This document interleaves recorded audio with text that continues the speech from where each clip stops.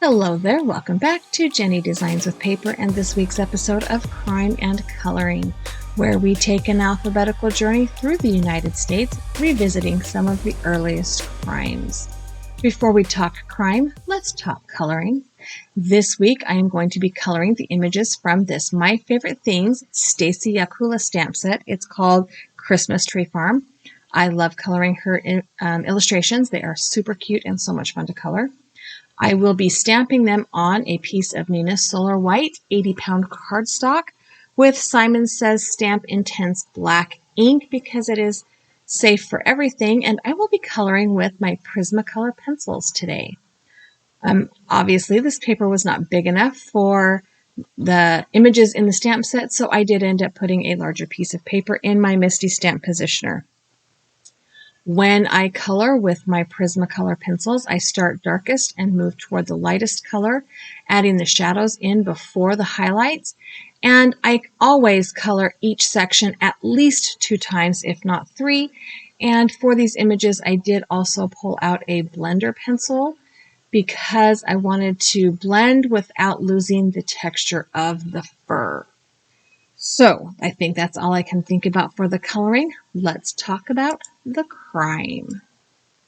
The 18th stop on our alphabetical journey through the states is the state of Maine.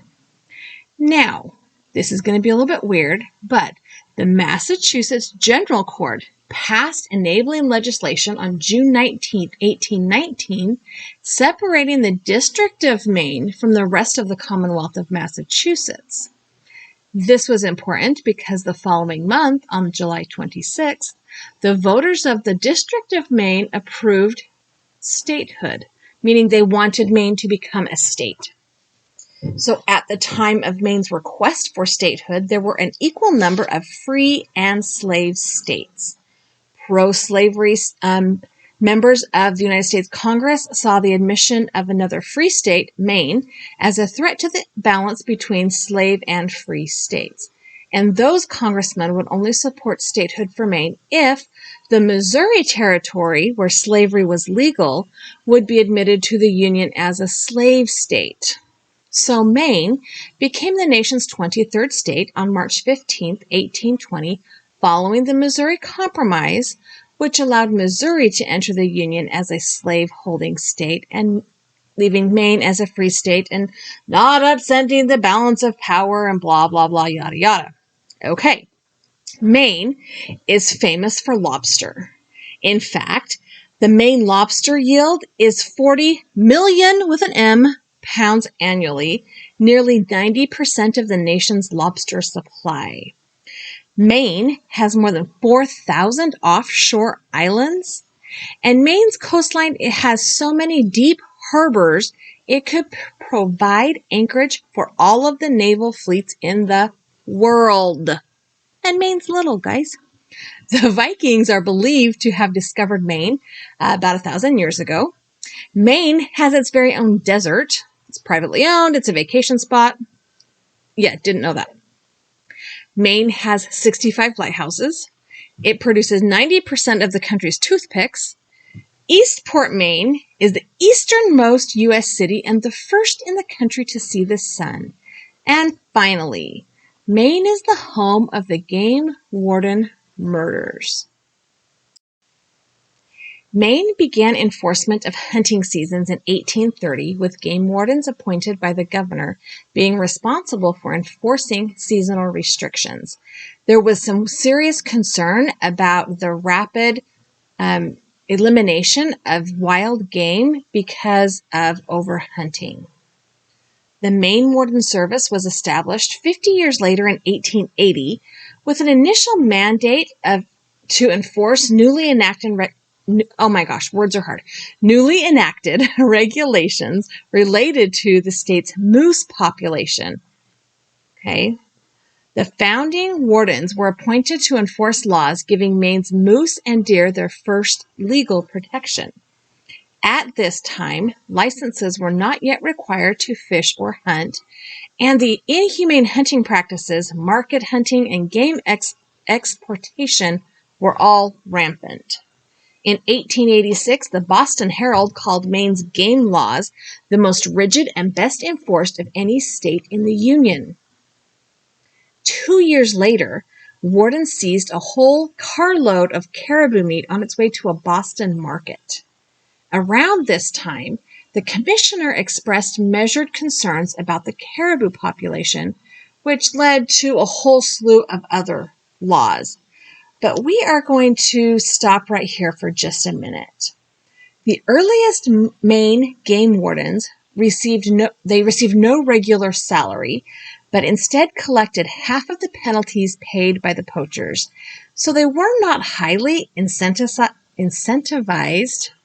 for this dangerous job they were taking on. Citizens also feared retribution from the poachers by reporting them, so the wardens largely fought the battles alone. In 1886, the Maine Warden Service saw its first line-of-duty death when Wardens Lyman Hill and Charles Niles were shot and killed at the end of a 10-day pursuit of a group of poachers. Lyman was a Civil War vet who had been discharged from the Army after the loss of his arm. And these two deaths are believed to be the first line-of-duty deaths in America's, United States, game warden history. The most detailed account of the murders was found in the Lewiston Sun-Journal around November of 1886. It is one of only of the versions of the events that circulated in the press after the shootings, and it is fair to say that the events of the deadly day were never completely clear to anybody. There were many different versions of the story. So Lyman and Charles were both from Wesley, Maine, and they were actually cousins. And they had been out pursuing a group or a poacher or a group of poachers. They weren't sure. And they were actually riding horseback looking for men who were reportedly hunting in the area with dogs.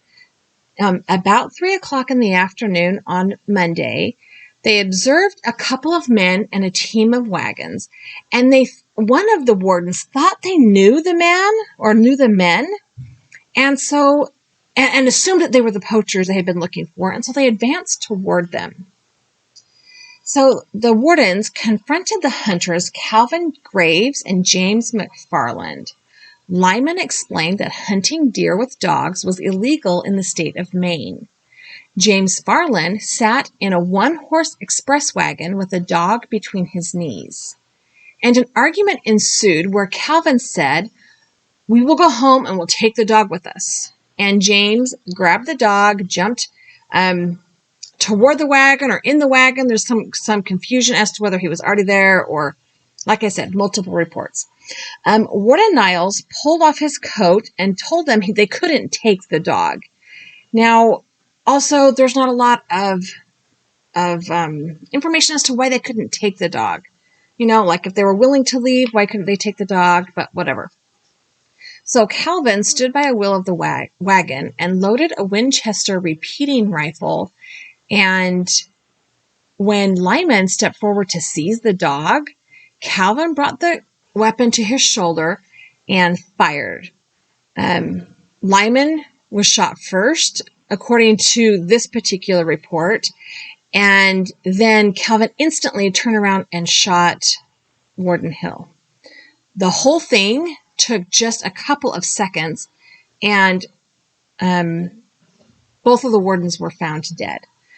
There was a young boy, a 16-year-old boy named Ira McCreevy, who had been traveling with the wardens, and he witnessed the entire event. After the wardens were killed, Calvin and James looked at this young boy, Ira, and told him that's the way to do it, according to Ira. Ira claims, or is reported to have been frightened nearly to death, and he thought that his fate was going to be the same as the wardens. So he said, well, then you did a good thing. He figured that if he claimed to be on the side of the poachers, the men doing the shooting, that maybe he would be able to escape unharmed. He said that he told them they deserved what they had. The Wardens deserved what Calvin and James had done, and that the Wardens had no business up there. And perhaps those words did save him, because Ira was able to leave the poachers, and he ran back toward camp where his father was. So Thomas McCreevy is Ira's father, and he had been in the woods nearby exploring the winter operations and heard the gunfire.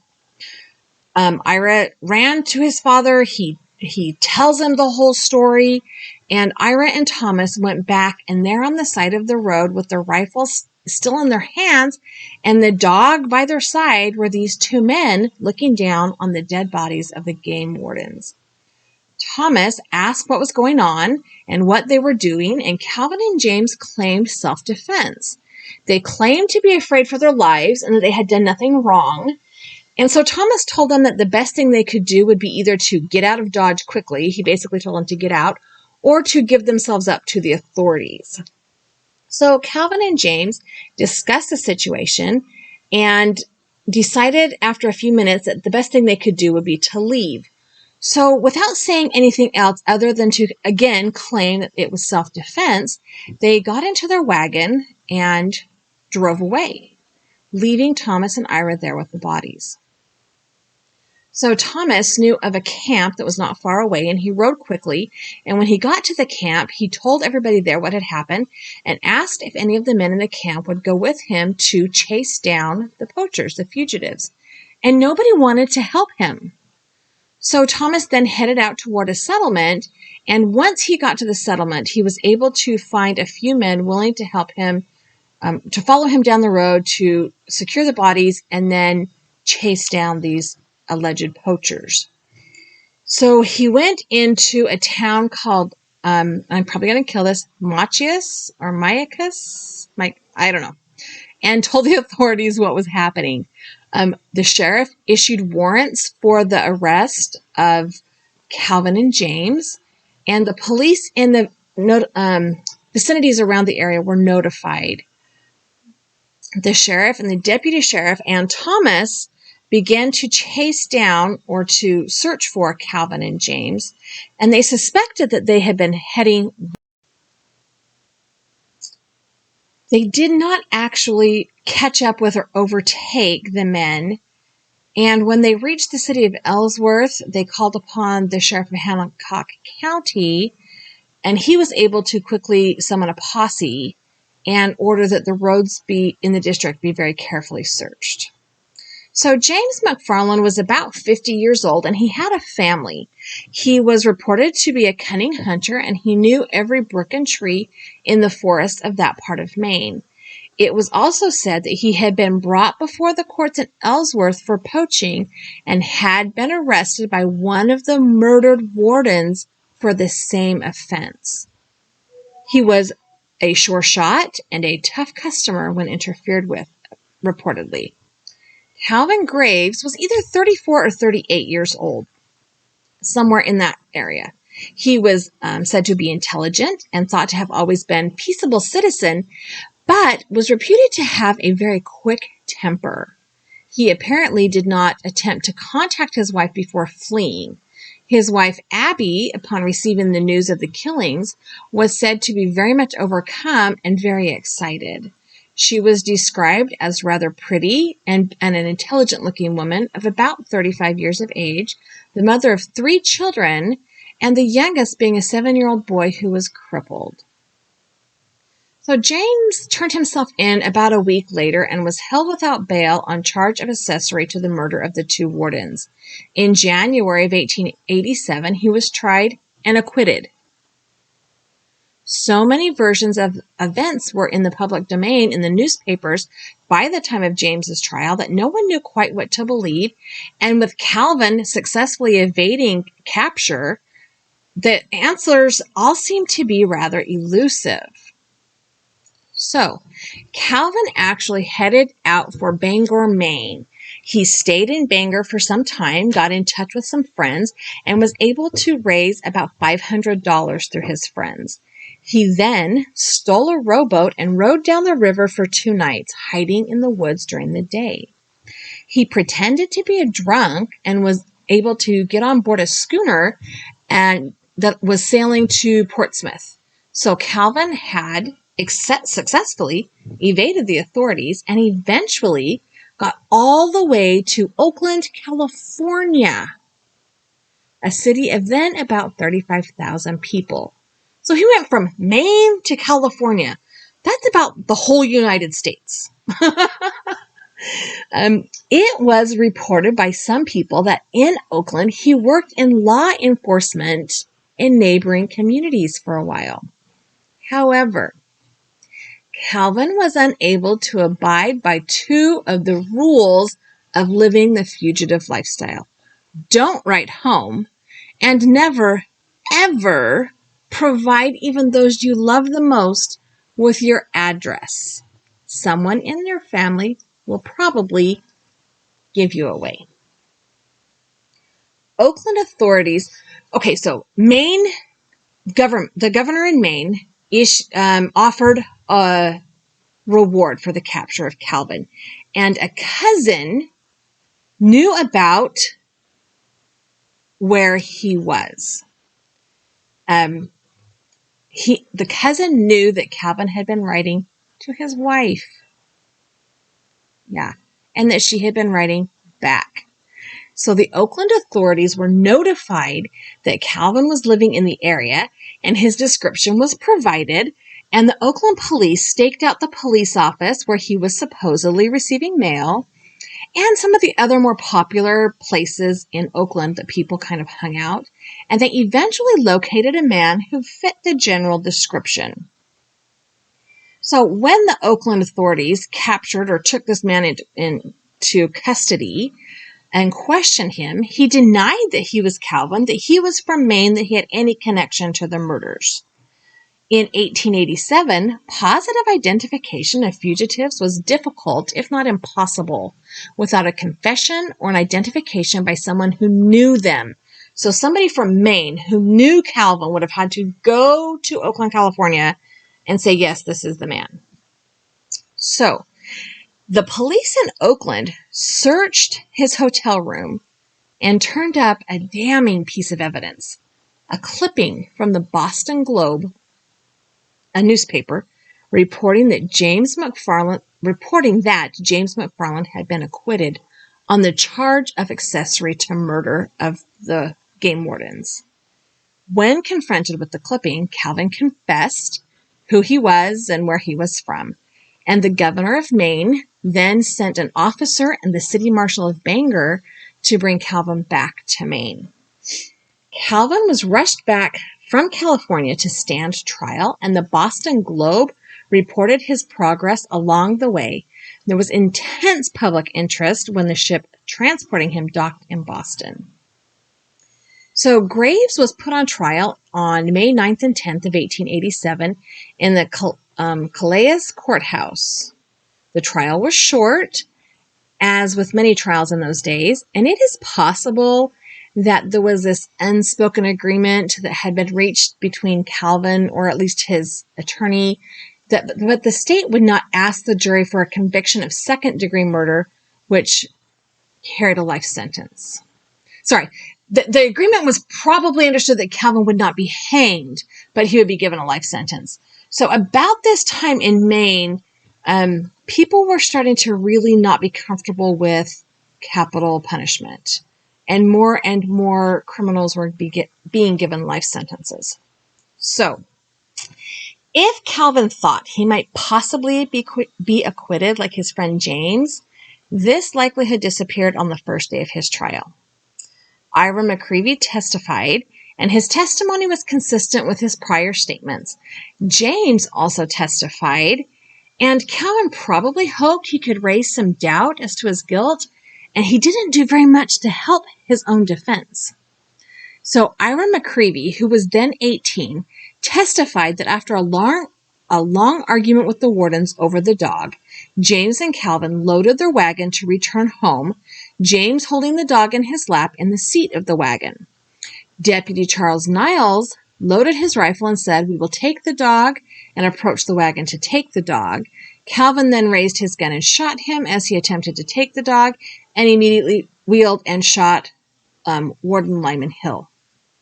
So James generally supported Ira's testimony. He also testified, though, that Calvin had warned the warden that that's my dog and you don't shoot him. So the next day, the defense presented Calvin's case primarily on the theory of defense. It was claimed that Calvin had the right to shoot the wardens as he was acting in defense of his property, the dog, and that he was acting in self-defense. Calvin testified on his own behalf, and there was an account of his testimony written in the Lewiston Sun Journal, and this is part of what he said. Calvin said, "I am 42 years of age. I arrived at Fletcher Brook with James McFarland Saturday afternoon, November 5th. No one was there. Raymond Wilson and his father came later Sunday, and Monday morning I went out hunting with McFarland about a mile. We took the dog as we were afraid it would be killed if left. I have no recollection of making threats against the warden in Wilson's hearing." So he's claiming that he didn't say he was going to kill anybody. The McCreevy boy came about 11 o'clock and Niles and Hill about an hour later, although Ira claimed to have been riding with the wardens. So that's, a little disagreement there. Considerable talk took place about the deer law and other subjects, in the course of which some hot, passionate words were passed. Hill said, "You have a dog." McFarland replied, "Yes, a bird dog." Hill then said, "You have no right to keep a dog like that," to which McFarland reported, "I have a right to keep a dog in this state as long as he doesn't chase deer." Hill responded, "He has killed all the deer on our river and is going to keep it up." Niles said, "No dog of any kind can come into my woods and go out alive." Witnesses tried to change the conversation, thinking it was a small matter to quarrel over. McFarland asked the wardens if they were going to stay all night, and they said yes. "I guess we'll go home then." Calvin says he claimed to say why, and the wardens replied, "If we don't, we shall be discussing game laws all night." So McFarland and I then began to pack up and got everything out except the gun and the dog. We hitched the dog to a nail with a belt and went to fetch the dog. He was hitched with the belt, which I then put on, and I heard Hill say to Niles, I've seen his belt. There's nothing to it. I got my gun and removed the shells indoors. McFarland took the dog, saying, "Bring my gun." I took both weapons. Hill said, "The shells are out of his gun. Kill the dog or kill the whole three of them." So there's a lot of discrepancy between what Ira is saying the conversation was and what Calvin is saying the conversation was. Calvin then claims to have walked toward the wagon and asked James who was trying to take the dog and how to get the dog with your gun was loaded. And the warden saying, "We have to take the dog." And James saying, "You can't have my dog." And and Calvin claiming to say, "Gentlemen, you can't have the dog. When you prove he has chased deer, you can have him, but not before." The warden then took off his coat and said to Calvin, "Damn you, your dog too, I'll fix you." And then he stooped to pick up his rifle, had nearly brought it to a level when Calvin slipped 2 shells into his gun, which was open and fired from waist high. The warden Niles then fell. He turned and saw something out of the warden Hill's hand and thought it was a revolver. So then he's claiming that's when he shot Hill. So Calvin claimed to have shot Niles. Anyway, he's claiming this is all self-defense and that he felt like he had no other choice. His statement, as I was reading it, it's kind of, he goes back and forth a little bit, and he refers to McFarland as James, and as to him, he refers to himself as the witness. It's kind of weird. Anyway, so the Attorney General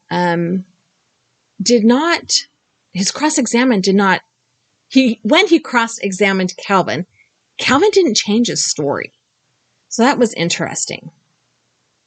The verdict was quick, and not really unexpectedly, he was convicted of a second-degree murder. The mandatory sentence was life imprisonment, and Calvin was taken to Thomaston, and the local papers on his route reported his passage through their town as though he had achieved some sort of celebrity status. And you would think this would be the end of the story. Oh, but no, it is not. By the early 1900s, a grassroots movement had formed down east to petition for Calvin's pardon. In 1902, a petition filed for his pardon was supported by somewhere between 7,000 to 10,000 citizens of Washington and Hancock counties, depending on the newspaper account, and 10 of the 12 jurymen who had convicted him in 1887. So one thing probably to note was that there was conflicting reports on how the people in the area felt about the game wardens. A lot of people who ran hotels and restaurants and boarding houses would hunt multiple animals in a day if that's what was necessary to feed the people staying in their businesses. Also, people who lived in the area who had company coming into town might go hunt a couple other deer because it was, technically free game, right? So there was a couple of things that I read that said that people in the area didn't love the idea of having hunting restrictions and having certain seasons when hunting was allowable. So it's possible that a lot of the people in the area felt like even if Calvin had shot and killed the Wardens, that maybe it wasn't that big of a deal, or maybe the general theory was that the Wardens were just in everybody else's business where they didn't need to be. So, going back to this grassroots movement to pardon Calvin, the judge, Judge Enoch Foster of Portland, Maine, who presided over Calvin's trial in 1887, wrote a letter to the governor and the executive council supporting the petition for pardon. In his letter, he wrote that while there was, he felt that the trial had been conducted properly, there were some extenuating circumstances.